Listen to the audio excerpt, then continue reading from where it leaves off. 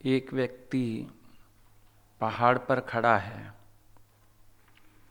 और तुम नीचे मैदान में खड़े हैं। अभी पहाड़ पर खड़ा व्यक्ति क्या अनुभव कर रहा है? ठंडक अनुभव कर रहा है, बर्फ देख रहा है, उसको पसीना नहीं आ रहा है। ये सब अगर तुमको अनुभव करना है तो तुमको भी पहाड़ पर चढ़ना पड़ेगा। वस्तु माय ले वस्तु गडाई, तैते भिन कुछ कया ना जाई। वस्तु में वस्तु मिलाई जाएगी। जब तक तुम अपना देह अध्यास का स्तर नहीं छोड़ेंगे, तुम गुरु को बिल्कुल भी कैच नहीं कर सकते। बुद्धि में ज्ञान आ सकता है, लेकिन अनुभव नहीं हो सकता है। बोलने की होशियारी आ सकती है, लेकिन आपा नहीं मिटेगा उसमें, क्योंकि तुम वहाँ चढ़े नहीं, वहाँ पहुँचे नहीं। तुम्हें प्रयास करना चाहिए वहाँ पहुँचने का। गुरु की आँख से देखना पड़ेगा, गुरु के विचार से विचारना पड़ेगा। तुम पिक्चर देखते हैं, उसमें कभी कभी बताते हैं भाई कोई चालाक आदमी होता है, उसको पुलिस में भर्ती कर लेते हैं। गुंडे कैसे पकड़ता है? कहता है पहले मैं भी गुंडा था। मैं सोच सकता हूँ वो क्या सोच रहे होंगे, वो कैसे प्लानिंग करेंगे, और वो कामयाब हो जाता है। कब पकड़ पाया? जब उसने उनकी तरह से सोचा। गुरु को तुम कब पकड़ पाओगे? जब तुम उनकी तरह से सोचोगे, उनकी तरह से विचारोगे, उनकी तरह से देखोगे, तब तुम समझ पाओगे। जो व्यक्ति अपना नज़रिया लेके चलता है, अपनी दृष्टि लेके चलता है, अपनी मन बुद्धि से चलता है, वो कभी उस अनुभव को प्राप्त नहीं कर पाएगा जहाँ गुरु बैठा है। हम भगवान को देखते थे कि कभी हम लोग बैठते थे तो बहुत अच्छे अच्छे अपनी पर्सनल एक्सपीरियंस भी शेयर करते थे। आज हम क्या फील कर रहे हैं, आज हमको कैसा लग रहा है, ये सिचुएशन आई, हमने क्या महसूस किया। तो रमन महर्षि की बात है। अब किसी से तो उसने शेयर किया होगा ना, कि चाहे गाय केले खा गई या शिष्यों का झगड़ा हुआ, मेरे अंतर एक ना दो। एक तो प्रश्न कर रहा था, उससे तो कहा ही कि अंधा है क्या, लेकिन अनुभव शेयर किया होगा किसी से, तो आज अनुभव हम लोगों तक पहुंचा है। तो जो गुरु के हिसाब से चलता है, गुरु फिर उसको अपना प्रकाश भी दिखाता चलता है। और कोई अपनी बुद्धि की टार्च लेके चले, अभी समझो हम इवनिंग वॉक पे चलें, अंधेरा हो, या मॉर्निंग में कभी कभी निकलो जल्दी, अंधेरा होता है, लाइट चली गई, तो हर एक अपनी अपनी टार्च निकाल लेता है। मोबाइल में आजकल है। अब जिसके पास अपना मोबाइल, अपनी टॉर्च है, हम उसको अपनी टॉर्च से रास्ता नहीं दिखाएंगे, क्योंकि हम ये सोचेंगे उसके पास तो अपनी टॉर्च है। तो जो व्यक्ति अपनी बुद्धि से चलता है, गुरु उसको अपनी टॉर्च दिखा के क्या करे? क्या उसको बिठाए, क्या उससे बात करे, क्या उससे शेयर करे? क्योंकि उसके पास तो अपनी टॉर्च है, काम नहीं बनेगा। तुम्हें अपने एंगल्स, अपनी बातें ये सब गुम करने पड़ेंगे। एक सतत चिंतन में तुम गुम हो जाओ और केवल भगवान रह जाए। लेकिन अभी प्रॉब्लम एक ये भी है कि तुम्हारा मन तुमको अज्ञानी भी नहीं मानने देता अपने को। ये जो मिथ्या अभिमान आता है ना, इसको मिटाना बड़ा मुश्किल है। ज्ञानी पूर्ण आत्मस्थिति में होते हुए भी नम्रतावान होता है, फ्लेक्सिबल होता है, मुड़ा हुआ होता है। और अधूरा ज्ञानी जो होता है, उसका अहंकार उसको रिजिड बना देता है, रिजिडिटी आ जाती है। तुम्हारा मन तुमको ये भी नहीं मानने देगा कि मैं अज्ञानी हूं। अभी तुम्हें अज्ञानी कहेंगे तो बहुत बड़ी गाली लगेगी, मुझे अज्ञानी कह दिया। अज्ञानी भी नहीं मानने देता। ज्ञान का पूरा अनुभव है नहीं। ये द्वंद्व की स्थिति तुम्हारे मिथ्या अभिमान से पैदा हुई है। जो ज्ञानी पन्ने का अभिमान आता है, जो तुम अपने को सो कॉल्ड ज्ञानी बना लेते हो, ये वहां से पैदा होता है। 4 अक्षर बोलने आ जाते हैं, इंसान सोचता है गुरु को कॉपी करना है मुझे। ऐसा नहीं है। बोलना तो एक तोते को भी आता है, राम राम सिखा दो वो भी बोल लेता है। एक जड़ टेप है। अब किस जमाने में भगवान की ये वाणियां चली हुई हैं। टेप ने ज्यों का त्यों कैच कर लिया, हम रोज रोज सुनते रहते हैं। एक साल में कितनी बार हम रिपीट करके उनकी सेम वाणी भी सुन लेते हैं, और ज्यों की त्यों एक शब्द भी नहीं भूल रही। अभी हम लिखेंगे वाणी, कुछ छूटेगा। हम बात रिपीट करेंगे। अब गुरु ने 1 घंटा बात की, और अभी तुम 10 लोगों को बिठा दो, वे सत्संग रिपीट करो, 10 मिनट भी नहीं लगाएंगे। तो तुमसे अच्छा तो कैसेट ने कैच कर लिया। वो ज्यों का त्यों बता देती है। अब हमको ज्ञान बोलना आ गया, इसमें कोई बढ़ाई किसी की है ही नहीं। दादा भगवान ने बोला, मेरा ज्ञान इतना सरल है कि 8 दिन भी कोई सुन ले, बहुत अच्छा लेक्चर कर सकता है जाके। इजी है, मुश्किल कहां पर है। अब जब ये अभिमान अपने अंदर से उठता है, कैसे उठता है कि जब तुम लेक्चर करते हो, तुम्हारा साथ साथ दिमाग चलता है। इसके प्रश्न का मैं बहुत अच्छा उत्तर दे रहा हूं।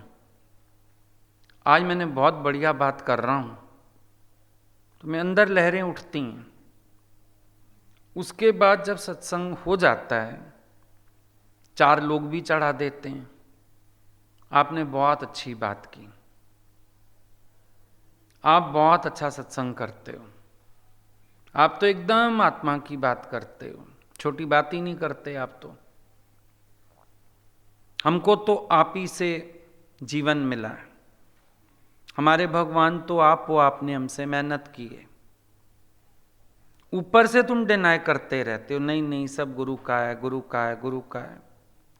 पर सूक्ष्म मन सब सुनता है, सब पता है। एक दिन हमने किसी को कुछ समझाया, हमने कहा तुम बात को समझ के चलो, और कुछ आचरण की बात थी उसके। तो हमने कहा जो सुनते हैं सत्संग, कभी उनका भी मन चल सकता है ना, हमारे गलत आचरण से, हमारे गलत शब्द से। झट उसके मुंह से क्या निकला, लो लोग तो मुझे इतना प्यार करते हैं, कहते हैं आप पांव घुमाओ मेरे घर में। अभी चिंतन में आ चुकी है बात इतनी ज्यादा, अपनी गलती तो पता नहीं कौन से खड्डे में गई, उसको सुनना, समझना, बनाना। लेकिन हमारे सामने भी कंट्रोल नहीं हुआ। बोला लोग तो मुझे इतना प्यार करते हैं, कहते हैं हमारे घर पांव घुमाओ। फिर समझाना पड़ा कि आज उनके पांव घुमाने को पकड़ोगे तो कल धक्के मार के निकालेंगे भी वही, मत पड़ो इस माया में, ये तो माया है और कुछ नहीं है। भाई जरूरत के समय तो तुम सड़क के कुत्ते में भी भगवान देख लेते हो, किसी ने तुम्हारे में देख लिया, कौन बड़ी बात हो गई। सेल्फ एनालिसिस करो, तुम्हारा आत्म निश्चय क्या है, किसी के कहने से क्या है। अंधे में काना राजा भी काम का है लोगों के लिए। ज्ञान बोलना आ जाए क्या दिक्कत है। अब हम लोगों को गुरु ने छोटी एज में शुरू करा दिया। लोग उम्र देख के ही प्रभावित होते थे, इतनी छोटी एज में इतना बढ़िया ज्ञान, तो था क्या। डिबेट कंपटीशन वगैरह में हिस्सा लेते रहते थे, बुद्धि प्रखर थी, ठीक है आ गया बोलना, पर अपने आप को तो पता था हम कहाँ खड़े हैं।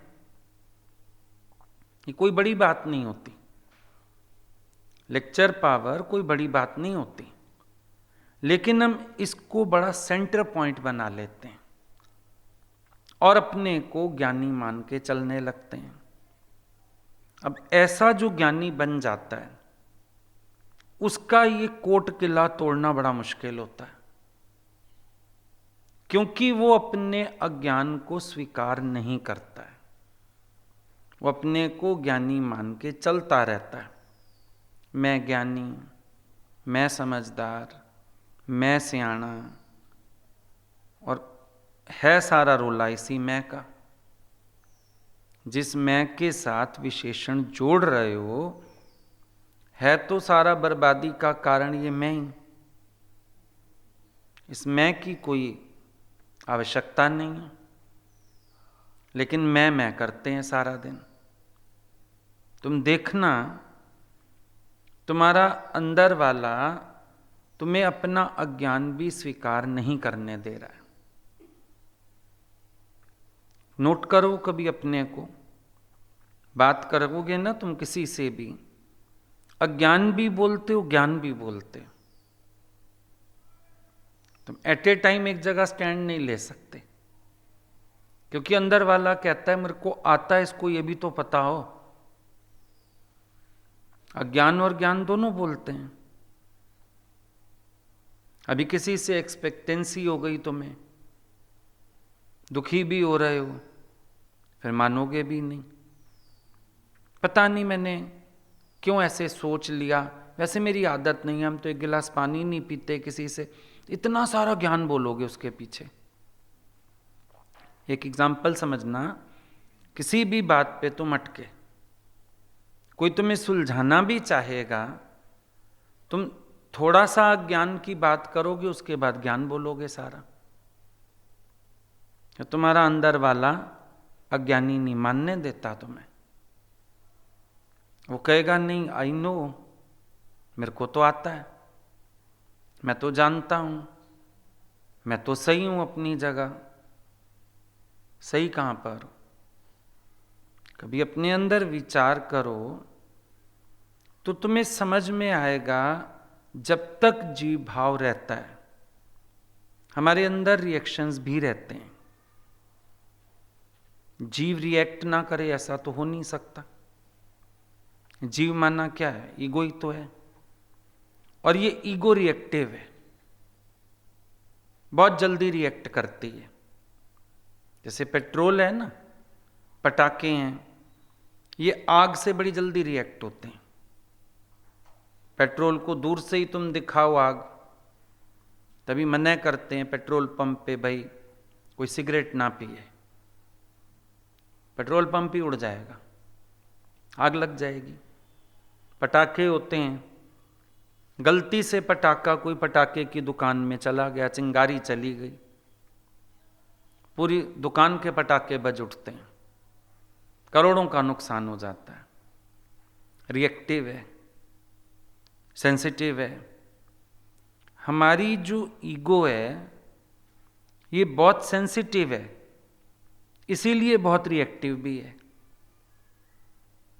सेंसिटिव है ना, बड़ी जल्दी शब्द लग जाता है, बड़ी जल्दी बात लग जाती है, बड़ी जल्दी परेशान हो जाते हैं, बड़ी जल्दी उलझ जाते हैं।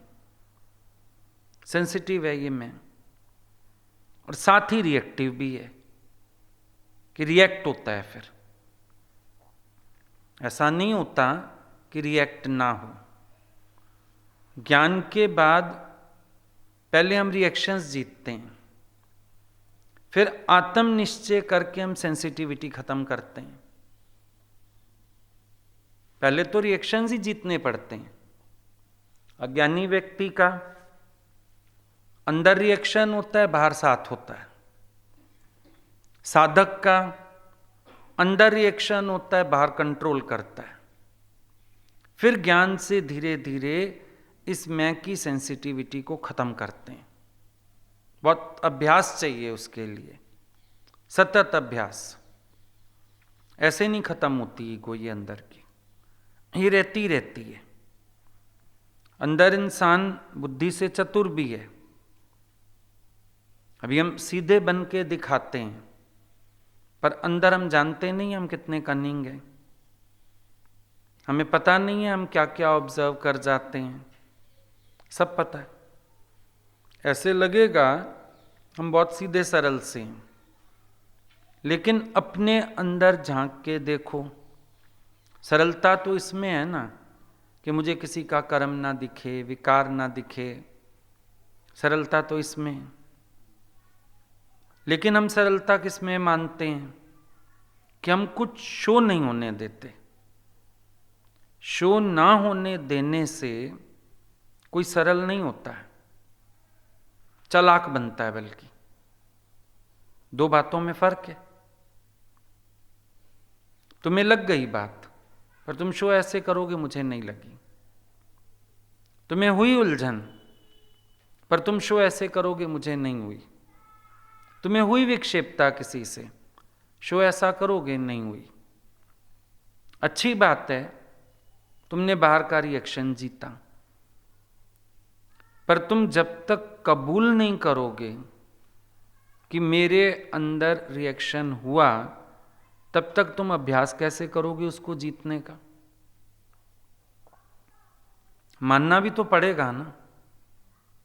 इंसान का स्वभाव है वो अपने अज्ञान को नहीं मानता है। खास तौर पे ज्ञान बोलने आ गया, उसके बाद तुम अपने को अज्ञानी मानने को तैयार नहीं हो, क्योंकि तुम्हें चार तर्क देने आते हैं, क्योंकि तुम्हें चार बातें करनी आती हैं। तुम बाहर से ज्ञान से भी अपने को सेट करते हो। विज्ञान कौन सा अच्छा लग जाएगा? ज्ञान अच्छा लगेगा, गुरु ने कहा है फुलर लाइफ जियो, खाओ पहनो घूमो, किसके लिए छोड़ जाना है। अब वैराग्य पूरा है नहीं और ये वाले वचन उठा लिए, पतन का मार्ग पकड़ लिया। ये भी तो पता हो ना कौन सा वचन कहां धारण करना है। फिर गुरु का जो जीवन दिखने में आता है, आज का जीवन, फटाफट उसको कॉपी कर लिया। सोचा कि मेरे को भी गुरु जैसी जीवन बनानी है। गुरु की जो बाहरी जीवन है वो प्रकृति की देन है, उसका संकल्प नहीं है, उसकी इच्छा नहीं है। ये इंतजाम प्रकृति ने उसके लिए किया है। योग्य को योग्यता मिलती है। मन तुम्हारा क्या सोचता है? हम भी बाहर से ऐसे चलें, खाएं, पहनें, घूमें, हम भी ज्ञानी हो गए। ज्ञान का आधार अपना विवेक और वैराग्य होता है। ज्ञान का आधार बाहरी चीजें नहीं होती हैं। ज्ञानी की जो फुलर लाइफ है वो संतुष्टि के कारण है, जो अंदर हर परिस्थिति में संतोष बना रह सकता है। फुलर लाइफ उसको कहते हैं। फुल है, कंटेंट, तृप्त। फुलर लाइफ माना बाहर से गाड़ी है, बंगला है, कपड़ा है, हीरा मोती है, इसको फुलर लाइफ नहीं कहते। जिसके लाइफ में कंटेंटमेंट है उसकी फुलर लाइफ है। राबिया की फुलर लाइफ है, जो फटी बोरी पे सो रही है ना, उसकी फुलर लाइफ है। स्वामी राम तीर्थ की फुलर लाइफ है, जो जंगलों में घूम रहे हैं, खाने का नहाने का ठिकाना नहीं है, पर वो भजन गाते हैं, हर वक्त हंसी हर वक्त खुशी, हर वक्त अमीरी है बाबा। जब आशिक मस्त फकीर बना, फिर क्या दिल लकीरी है बाबा। वो है फुलर लाइफ, जिसमें वो कहते हैं कि जब वर्षा रानी आती है मुझे नहला जाती है, यानी उनके नहाने का भी ठिकाना नहीं है रोज। दिन को सूरज की महफिल, रात को तारों की बारात बाबा, सिर पे छत नहीं है। समझ जाओ बातों को। फिर भी जब वो कहते हैं हर रोज मेरे लिए होली है और हर रात मेरी दिवाली है, ये फुलर लाइफ है। अचाह व्यक्ति फुलर लाइफ जिएगा, कंटेंट आदमी फुलर लाइफ जिएगा, जो भरपूर तृप्त शहंशाह होके बैठा है। भरपूर जिंदगी है उसकी, चाहे उसके जेब में एक कौड़ी भी ना हो। दादाजी को एक बार किसी के साथ रिक्शा में जाना था। बोलते हैं आवाज देख के, अरे मेरे जेब में 4 आना तो डालो, रिक्शा वाला मांगेगा। यानी अपने पास एक चवन्नी नहीं है, किसी को कह के जेब में डलवाई 4 आना। और भगवान हंसते थे, बोले हमने कहा अरे आपको 4 आना भी क्या करना है, जो साथ बैठा है आपके देगा अपने आप। इनको कहेंगे ना फुलर लाइफ। हमारी फुलर लाइफ की परिभाषा कितनी फर्क है।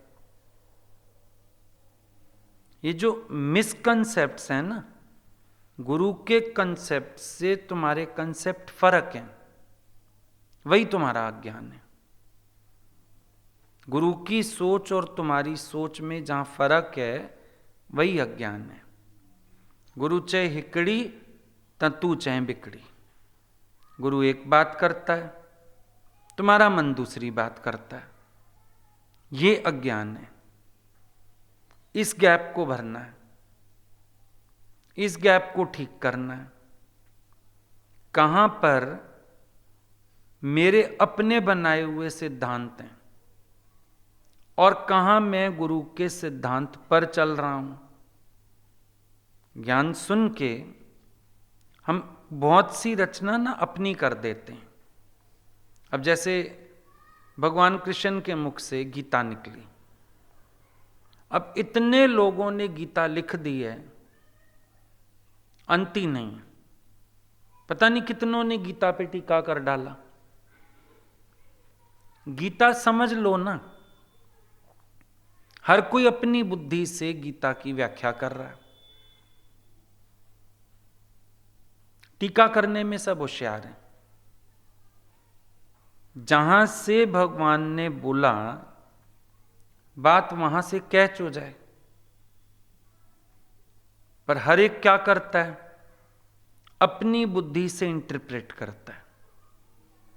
और बहुत कम लोग हैं जो वो इंटरप्रेट कर पाते होंगे जो भगवान ने बोला है।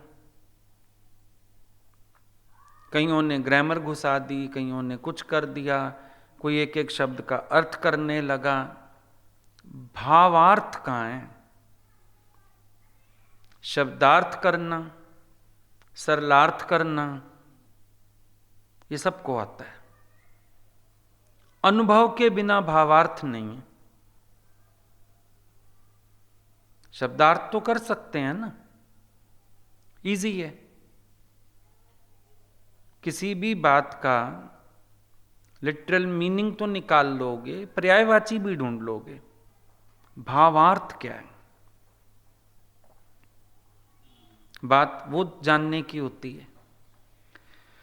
गुरु की वाणी का सरलार्थ किया जा सकता है, रेपिटेशन भी किया जा सकता है। भावार्थ क्या है, वो कैच होना चाहिए ना, वो नहीं कैच होता। वहां हम अपने को उलझा हुआ महसूस करते हैं। क्यों? अनुभव के बिना भावार्थ कैच नहीं होगा। अनुभव करो, प्रैक्टिस में लाओ ज्ञान को, और चलते चलते जब चाल बदलने लगती है ना, ध्यान देना पड़ता है। अब क्या होता है, जब एज बढ़ती है तो चाल में फर्क आता है।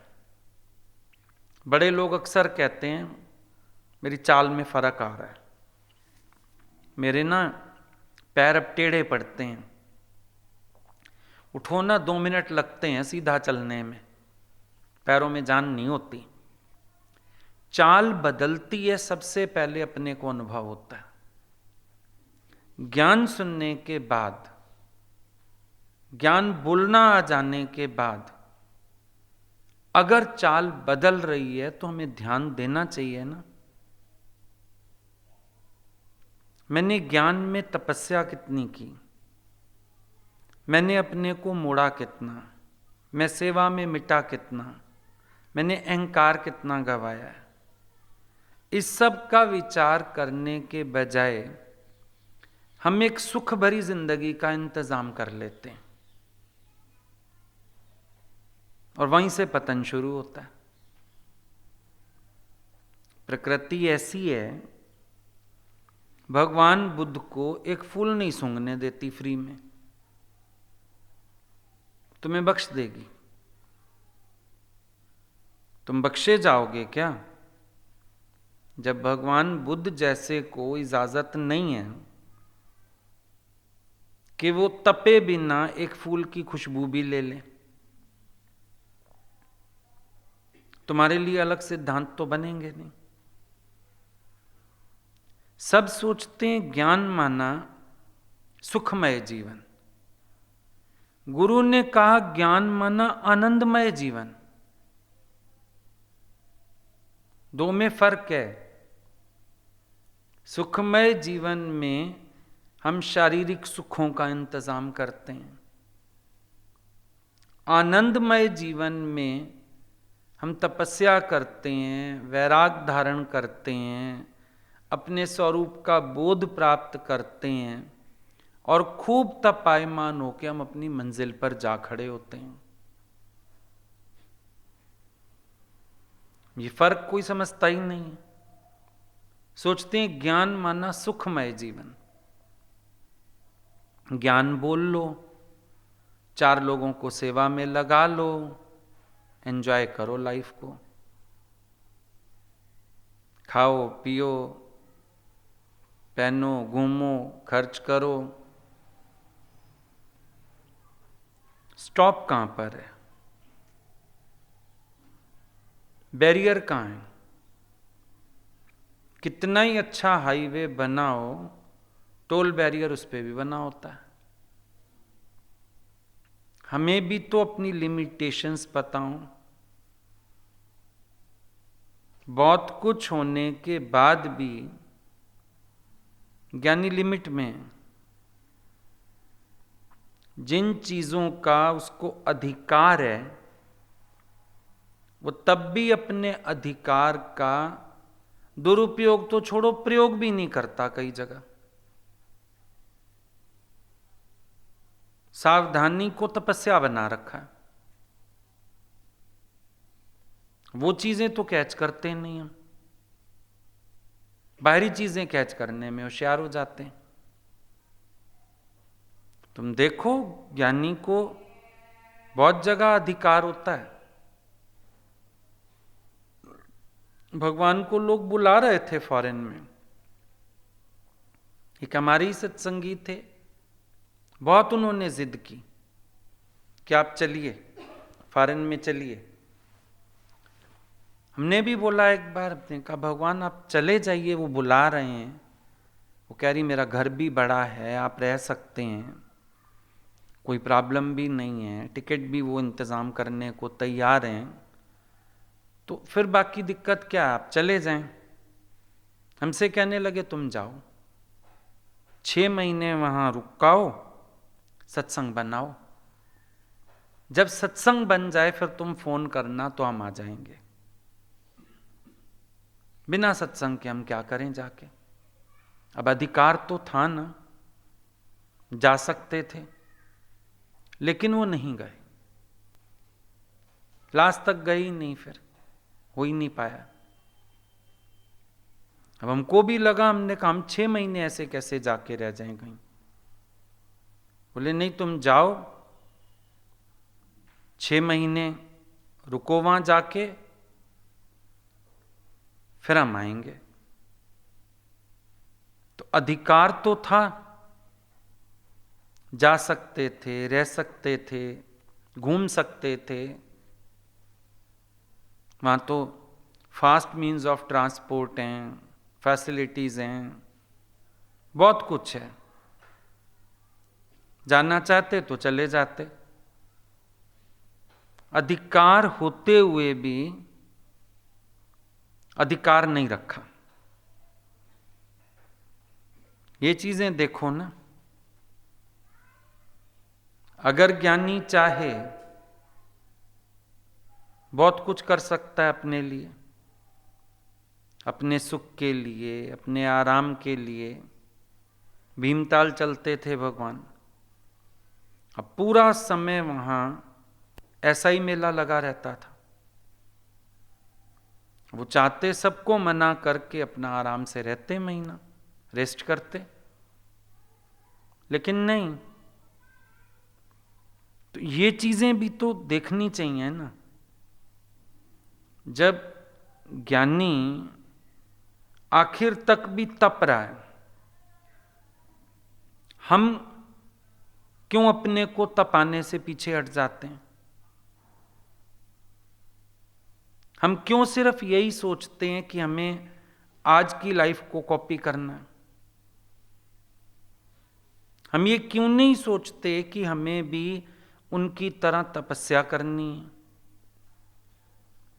अपनी मैं को जीतना है, गुरु के अंडर चलना है, अपने अभिमान को गंवाना है, तपस्या में रहना है, मन इंद्रियों को जीतना है, किसी की सेवा नहीं लेनी है, घर के लोगों का भी आसरा नहीं रखना है, किसी दुख सुख में विचलित नहीं होना है, अशांत नहीं होना है, बैलेंस नहीं खोना है, सुख दुख दोनों सम कर जाने और मान अपमाना। हमारा ये ज्ञान कहाँ जाता है? कह तो दिया भगवान, बन भी गए नकली भगवान, पर भगवान की तो फिर कसौटी भी तो है। दुख सुख पर से नहीं, लोभ मोह अभिमान, का नानक सुन रे मना सो मूरत भगवान। दुख सुख पर से नहीं कह सकते हो, लोभ नहीं है, मोह नहीं है, होम सिकनेस नहीं है, अहंकार नहीं है। जब ये सारी बातें तुम्हारे अंदर पड़ी हैं, ज्ञानी का है क्यों? रीस करना बड़ा आसान है गुरु से, पर उनकी तपस्या की पुस्तक से रीस करो तो तुम्हारा दम जाना जाए। बाहरी बातों में रीस करना कोई रीस करना नहीं, वहां तो फिर भी प्रारब्ध हो सकता है रुकावट बन जाए। करना भी चाहो गुरु से रीस, पता नहीं प्रारब्ध तुम्हारी क्या है, और प्रकृति पता नहीं क्या खेल करे। पर मेन बात क्या है? उनकी तपस्या की पुस्तक पढ़ी जाए, उस हिसाब से अपने को ढाला जाए, गलाया जाए, बनाया जाए। ये नहीं बोला मेरे सतगुरु मुझे मेरी पसंदी का बना दो जी, बोला मेरे सतगुरु मुझे अपनी पसंदी का बना लो जी। ये गाया क्या? लेकिन करते तुम वो हो, तुम अपनी पसंद का बनना चाहते हो, जो तुम्हारा कंफर्ट जोन है, जो तुम्हें पसंद है, जिसमें तुम्हें खुशी है, करना वो चाहते हो। तुम ये बताओ ना, मन तुमने ऐसा कहाँ मोड़ा जो तुम आके अनुभव सुनाओ कि जैसे कपड़ा निचुड़ता है ऐसे मेरे अंदर वाला निचुड़ा है आज तो। दांत से दांत भींच के 10 नाखूनों का आज तो जोर लगाया मैंने, जरूरत ही नहीं लगती तुम्हें लगाने की जोर, जैसा आता है वैसा चलते रहते हो। एक क्षण के लिए भी अपने मन को मोड़ने की कोशिश करते हो? विचार करके देखो। और कई बार तो ऐसा होता है, जिद में आके, हठ में आके तुम कोई कर्म कर जाते हो, फिर उसकी झेप मिटाने के लिए कोई ना कोई ज्ञान ओट लेते हो। ऐसा भी होता है, कोई बड़ी बात नहीं। ये सब अंदर बहुत चालाकी, बहुत बातें, इंसान की मनोमय सृष्टि ना बड़ी बेकार है। ईश्वर का पार पाना आसान है, इंसान का पार पाना मुश्किल है।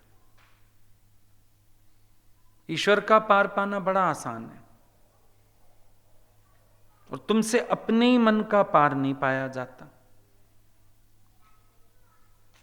इतना साक्षी भाव भी नहीं, इतना अपने को विचार पाओ उतना भी नहीं। अब तुम अपने स्वभाव अधीन कोई कर्म करते हैं, लेकिन उसमें भी तुम दूसरे को ब्लेम कर देंगे। कभी तुमने कुछ किया, अभी तुम किचन में ही काम कर रहे हो, कोई आ गया, उसने कहा मैं कर दूं क्या? अब तुम पहले से इरिटेट थे कि कोई आ नहीं रहा, कर नहीं रहा, झटपट छोड़ के हट गए। अब बाद में अनुभव क्या बन जाएगा पता है? गुरुजी कहते हैं ना, एक रोटी भी रह गई है छोड़ दो, मैंने तो भैया वहीं हैंड्स अप कर दिए। तुम पहले विक्षेपता में नहीं थे, चिड़े हुए नहीं थे, खिजे हुए नहीं थे। क्या तुमने इस ज्ञान का आश्रय करके छोड़ा? पूछ लो अपने से। अनुभव भी तुम लोग नकली नकली बना लेते हो। कर्म करते हो अपनी विक्षेपताओं से, फिर कोई ना कोई ज्ञान की पॉइंट ढूंढ के उसको ढक देते हो, जबकि बात कुछ और है। बात तो कुछ और है। अच्छा, किसी बात में तो तुम्हें गुरु की पीठ पीछे कही हुई बात का भी असर हो जाता है, और किसी बात में तो सामने बोलते हैं तो भी असर नहीं होता। मैं किसी बात का तो पीठ पीछे कहा गुरु ने, भाई मंझ सामने ही नहीं था, किसी ने बताया, गुरु जी कह रहे हैं हमारा लंगर तो खा लेता है। भाई मंझ ने अपना चूल्हा अलग बनाना शुरू किया, लकड़ियां अलग लानी शुरू की, अपना राशन लाया, अपना खाना अलग बना लेता था। कहीं तो भाई मंझ बन जाओगे, पीठ पीछे कई बात भी हजम हो जाएगी। हजम वो भी नहीं होगी, उसके पीछे भी कोई कारण होगा अगर ढूंढोगे तो। क्योंकि जो मुड़त वाला है वो हर तरह से मुड़त वाला है। उसके पास अपने मन के हठ, अपनी मन की जिद, अपनी रिजिडिटी थोड़ी होती है। जब तुम पीठ पीछे इतने आज्ञा मानने में होशियार हो, सामने आज्ञा मानने में तो बहुत ही होशियार होने चाहिए। सामने तो तुम्हें पता है गुरु तुमसे कैसी जिंदगी चाहता है, तुम्हारी जीवन कैसी देखना चाहता है, तुम्हारे विचार किस तरह के चाहता है। बहुत कुछ है। अब किसी को इंटरेस्ट ही ना हो साधना में, वो कहेगा नहीं सेवा सर्वोपरि है, संगत की सेवा सब कुछ है। संगत की सेवा से कर्ता भाव कैसे जाए, विक्षेपता कैसे जाए, कर्म देखने का स्वभाव कैसे जाए। अपने स्वभाव को भी जामा पहनाने में होशियार हो, है तो स्वभाव,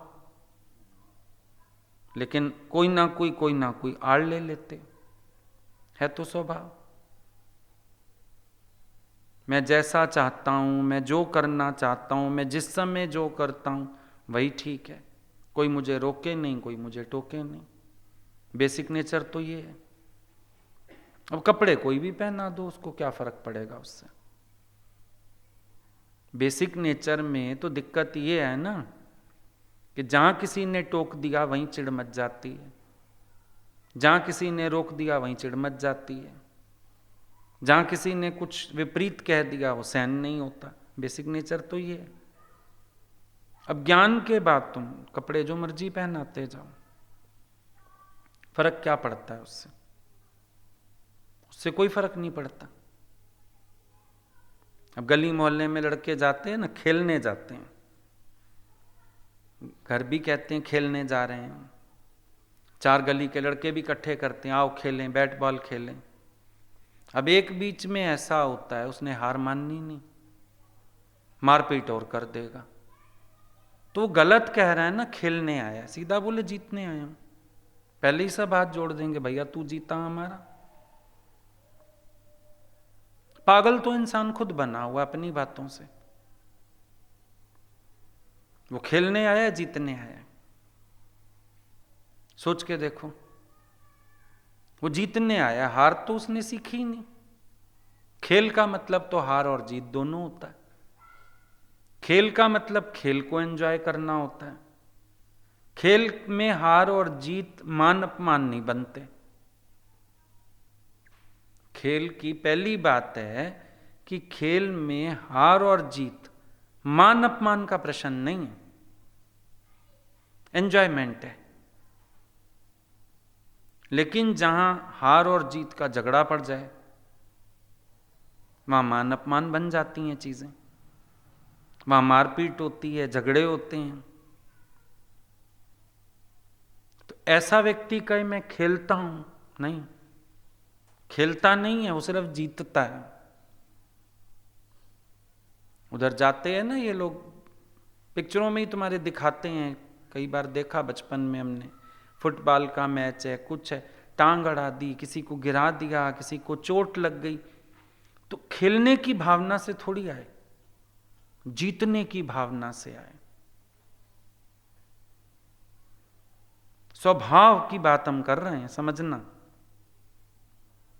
बेसिक नेचर तुम कभी कभी सत्संग में भी लेके आते हो, तुम चलते उसी लकीर पर हो, शब्दों की हेराफेरी करते हो। बेसिक नेचर तो है। और ज्ञान कहता है अभ्यास कैसे करो, चेक करो कहीं मेरा बेसिक नेचर तो अटैक नहीं कर रहा।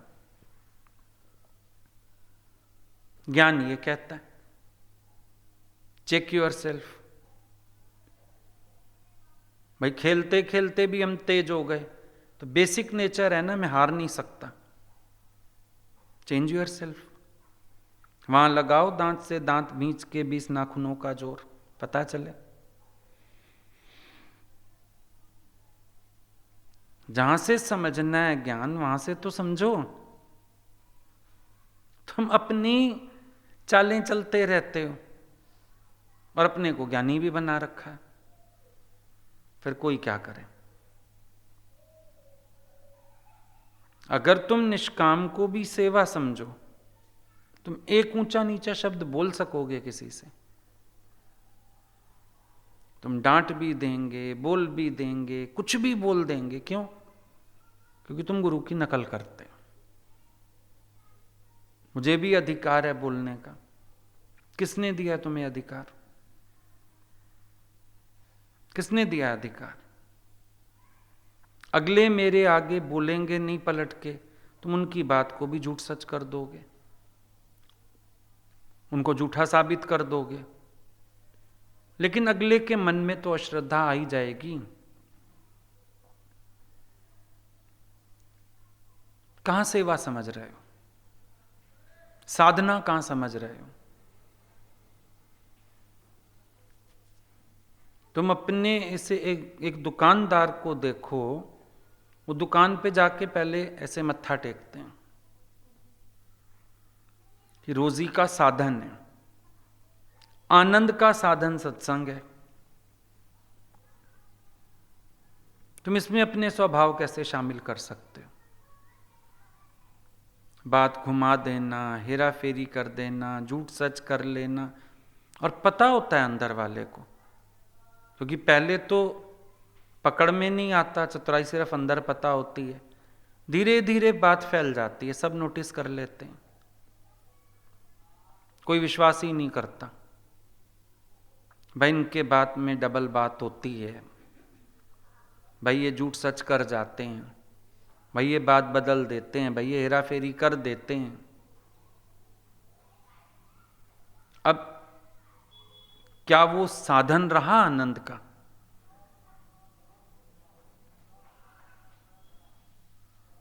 अपने गले से दुकानदार चोरी भी नहीं करता, बरकत खत्म हो जाती है। अपनी दुकान से भी सामान घर भेजता है, उसका भी हिसाब लिख लेता है, कैसे मिलाएगा बैलेंस? वो तो व्यवहार है। अब सत्संग में सोचो कितनी सावधानी है। हमें लगता है कोई हमारे आगे बोल नहीं सकता, कोई हमें कुछ कह नहीं सकता, वो नहीं कह सकता, लेकिन तुम्हारी अपनी सच्चाई क्या है? और इतना ही तुम्हारे जीवन में अगर सच्चाई है, सफाई है, ज्ञान है, तो फिर वो नूर टपक क्यों नहीं रहा, छलक क्यों नहीं रहा? फिर वो खुशबू फैल क्यों नहीं रही? इतना तुम सुख बुद्धि से ऊपर उठ गए हो, इच्छा से ऊपर उठ गए हो, अहंकार से ऊपर उठ गए हो, तुम्हारे अंदर वो शफा क्यों नहीं आ रही? फिर ये दिखावा होता है इन चीजों का, नम्रता का दिखावा होता है, अकर्ता भाव का दिखावा होता है, निरिच्छापने का दिखावा होता है। क्योंकि जब ये सत्संग सुनाना आ जाता है ना, चालाकियां साथ आ जाती हैं। यही तो मुसीबत है। ज्ञान से होना सरल था और मन चालाक ज्यादा हो जाता है। ज्ञान से होना साफ दिल था और हम मन में और ही मैल इकट्ठी कर लेते हैं, क्योंकि खुद पूरा ज्ञान पर चल नहीं पाते, अपने स्वार्थ सिद्ध करना चाहते हैं, उस चक्कर में मन और गंदा करते रहते हैं और मैल उठा लेते हैं। ये मार्ग जबकि सफाई का है, शुद्धि का है। विचार के देखें, अपना अज्ञान भी हम बस चलते तक नहीं कबूलते, फंस जाएं चारों तरफ से, चार लोग गवाही देने वाले ही खड़े हो जाएं ना, फिर चुप होना पड़ता है। और उस चुप्पी में भी फेस एक्सप्रेशन हम ऐसे देते हैं कि मैं बेचारा बहुत सत्य आत्मा, मैं ही चुप हो रहा हूं क्योंकि चार झूठे खड़े हो गए हैं। ये है स्वभावों की मार, ये हैं अपने स्वभावों के दोष, जो ज्ञान वाली वृत्ति पक्की नहीं होने दे रहे। क्योंकि हम ज्ञान का भी सिर्फ इस्तेमाल करना चाहते हैं अपने सुख के लिए, एक सुखमय जिंदगी बना लेते हैं। लेकिन जितना सुख की तरफ भागोगे, प्रकृति से दुख मिलेंगे ज्यादा। सुखमय जीवन नहीं, आनंदमय जीवन उद्देश्य है। नित्य आनंद वो जीवन का उद्देश्य है। मेरी कीर्ति हो जाए, प्रशंसा हो जाए, जहां जाऊं चार लोग पूछें, किसी को भी डांट दिया, किसी से भी काम करवा लिया, किसी से भी लाभ ले लिया, किसी से भी सेवा ले ली, फिर इस सब का तो दंड मिलेगा। क्योंकि ये उद्देश्य ही नहीं। एक अपना एम भी तो समझ में आना चाहिए। What's your aim? क्या है तुम्हारा उद्देश्य? कहां खड़े होना है तुम्हें? पूछ के देखो अपने से। ये मक्कारियां अंदर पैदा होती हैं साथ साथ के नहीं होती? मन कहता है गुरु तो देख नहीं रहा है, गुरु को तो पता ही नहीं है, पर तुम गुरु के विश्वास का कत्ल नहीं कर रहे हो। गुरु ने विश्वास रखा है तुम्हारे में, तुमने गुरु के विश्वास का कत्ल किया। और गुरु के विश्वास का कत्ल किया तो अपनी श्रद्धा का कत्ल साथ किया। जहां विश्वास नहीं तुमने कायम रखा गुरु का, तो इसका मतलब श्रद्धा तो मरी चुकी है ना अंदर की, भाव तो मरी चुका है अंदर का। गुरु का विश्वास बना रहना चाहिए ना, कि उन्होंने मेरे में एतबार रख के मुझे कार्य सौंपा, तो मैं उनके विश्वास को बना के चलूं। ये नहीं कि मैं बीच में अपने स्वार्थ सिद्ध करता जाऊं, अपने फायदे लेता जाऊं, अपनी गलती ना मानूं, मेरी गलती हो तो भी मैं किसी पे डाल दूं, मैं झूठ सच करके सेटिंग कर लूं, मैं शब्दों से बात बना लूं, मैं तेज होके बोल लूं, तो क्या? छिप नहीं सकते पाप तुम्हारे ऐ मूर्ख इंसान।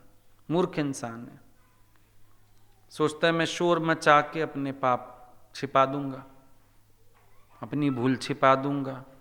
होना ये चाहिए, अगर भूल तुमसे हो गई तो तुम्हें कबूल कर लेनी चाहिए, ये भूल हो गई। डिफरेंस है।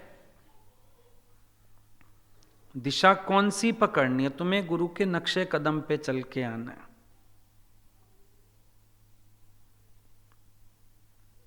बाप बेटा बर्फ के पहाड़ पर चढ़े। बाप चढ़ गया, एक्सपर्ट था, उसको लगा बेटे को पता नहीं कैसे आएगा। मुड़ के देखा बेटा साथ साथ। बोला बेटे तुम एकदम मेरे पीछे पीछे कैसे आते जा रहे हो? बोला बहुत आसान है, जहां आप पैर रख रहे हो बर्फ में खड्डा बन जाता है, मैं उस खड्डे में पैर रख के आता जा रहा हूं। पहुंच गया पहाड़ की चोटी पर।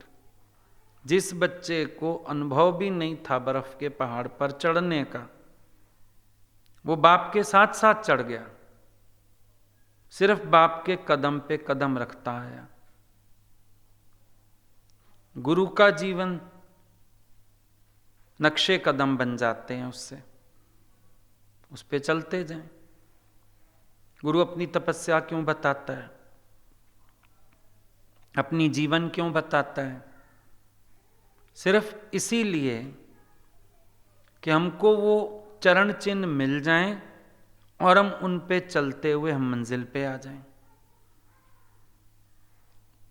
लेकिन हम दिखावा करते हैं जैसे हम उनके चरण चिन्हों पे चल रहे हैं, और एक्चुअली हम अंदर अपनी सेटिंग से चलते हैं। हर एक इंसान अपनी सेटिंग से चलता है। अभी तुम्हारे इर्द गिर्द शहर का कोई आ जाएगा ना, तुम आते ही उससे पूछ लोगे तूने वापस कब जाना है, तेरी गाड़ी में सीट है? मतलब तुमने मन में प्लानिंग कर ली, पहले ही सोच लिया। अब इतना सूक्ष्म मन को कोई पकड़ता ही नहीं। जहां एक आध जगह लगा लोगे कोई बात तो अनुभव बना लोगे, उसमें भी पगड़ी में अगड़ी, मजे वाली बात नहीं। सुना पगड़ी में अगड़ी? आदमी बहुत सुंदर सिल्क की पगड़ी पहन के जाता था, पर एक दिन गिर गई पगड़ी तो बीच में सारा वो गंदे कपड़े और कतरने और गंदी रुई सब निकल आया। तो दिखती थी पगड़ी थी अगड़ी, तो बोलते थे पगड़ी में अगड़ी। तो ये जब बनावटी ज्ञानी बन जाओ ना, पगड़ी तो सुंदर दिखती है, पर इस पगड़ी में अगड़ी, ये जीवन बेकार है। प्रैक्टिकल लाइफ जीरो है, गुरु भक्ति शून्य है, पगड़ी सुंदर चमक रही है, सो कॉल्ड ज्ञानी।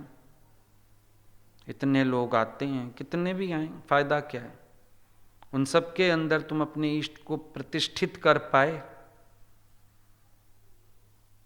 तुम्हारा एक एक कर्म गुरु को पता है, तुम्हारा सत्संग गुरु को पता है, कहाँ करते हो, कब करते हो, कितने बजे करते हो, कैसे कर रहे हो। फिर जब जीरो नंबर है भक्ति में तुम्हारा अपना, पगड़ी में अगड़ी है, बेईमानी है, मक्कारी है, चालाकी है, होशियारी है, तो ज्ञान से क्या बन गए? सिद्ध तो नहीं हो पाए, चालाक जरूर हो गए। साधना करके सिद्धि तक पहुंचना था, ज्ञान से तुम सिद्ध महात्मा तो नहीं हो पाए, योगी पुरुष तो नहीं हो पाए, चतुर चालाक हो गए, 4 लोगों को इंप्रेस करना सीख लिया, 4 लोगों को अपनी इन्फ्लुएंस में ले लिया। तो वो तो सरकारी दफ्तरों में भी सेटिंग कर लेते हैं लोग, उसमें क्या मुश्किल थोड़ा है? कोई मुश्किल नहीं। अभी हमको बोलते हैं आप कहीं बाहर चलिए, हम बोलते हैं बॉर्डर सब बंद पड़ा है, तुम्हें कौन ले जाएगा बाहर? वो सब सेटिंग हो जाएगी, छोटे से बच्चे को भी पता है सेटिंग हो जाएगी, हद हो गई।